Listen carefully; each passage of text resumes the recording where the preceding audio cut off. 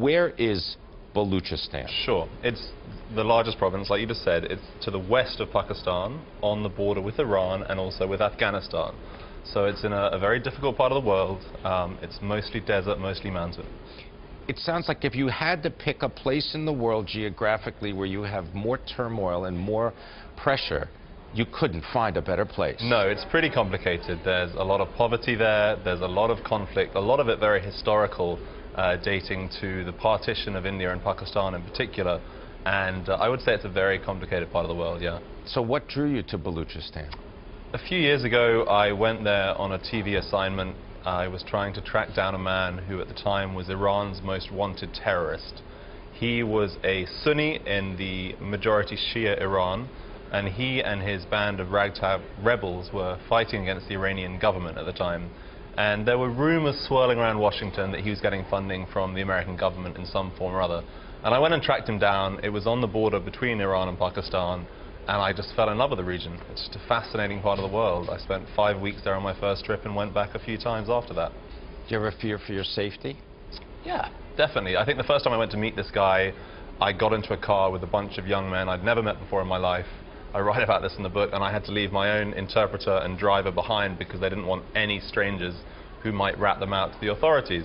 So I remember getting from one vehicle into the other in the middle of nowhere, this small roundabout on the edge of a border town, with no one I knew and trusted for hundreds of miles. And I thought to myself, this is a very risky thing to be doing, but the interview with the guy that I got was in the end worth it. Now, in addition to the writing that you put together for the book, you've also put together a lot of photographs. Yeah. Why did you choose to have the photographs? They're black and white. We thought, my co-author Marx, he's a French photographer I met out there in Quetta, the provincial capital of Baluchistan.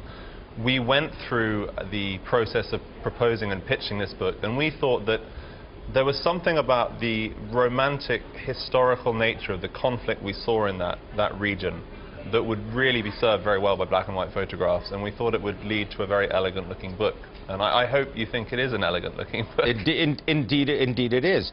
I mentioned that this is an area that does not grab headlines on a regular basis. Right. Why not? It's very difficult to get there. Pakistan has not been a definitely friendly place for journalists for a long time, especially if you're digging into the relationship between the government, between their spy agencies, the military and Islamic militants. And this area of Baluchistan is almost entirely off limits to foreign reporters, so it's very difficult to get news out of there. They don't want the wider world knowing there is this conflict going on where these people are struggling for their own sense of national identity, because that is an embarrassment to Pakistan, and they feel that by getting oxygen to these rebels, there's a picture of them behind you, people are going to say, oh, wait a minute, maybe they've got a good point. So it's very difficult to get in there as a reporter. Now, getting into there may be difficult, but getting out with the photos and the words could lead to something that could benefit the region. Tell us a little bit about the cycle of the business of the book. Well, we're hoping that proceeds from the book, from the publisher, are going to be going to UNICEF. I spent some time back in Pakistan about a year ago reporting on anti-polio efforts that UNICEF and some other organizations are working on. Pakistan is one of the last countries left in the world where polio is still existent in its natural form. It's still crippling children, and we've seen it come up in Syria again recently. That's probably a source in Pakistan. UNICEF are at the forefront of trying to stamp out polio there, and I'm going to try and do my part slightly by giving some money to them with that effort.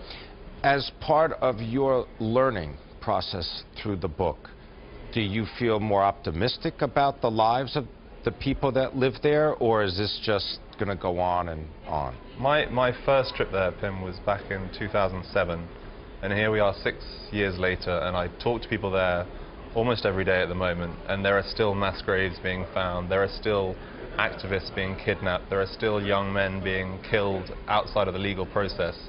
So I don't think it's got any better since I first went there, and I don't see, unfortunately, a brighter future at the moment.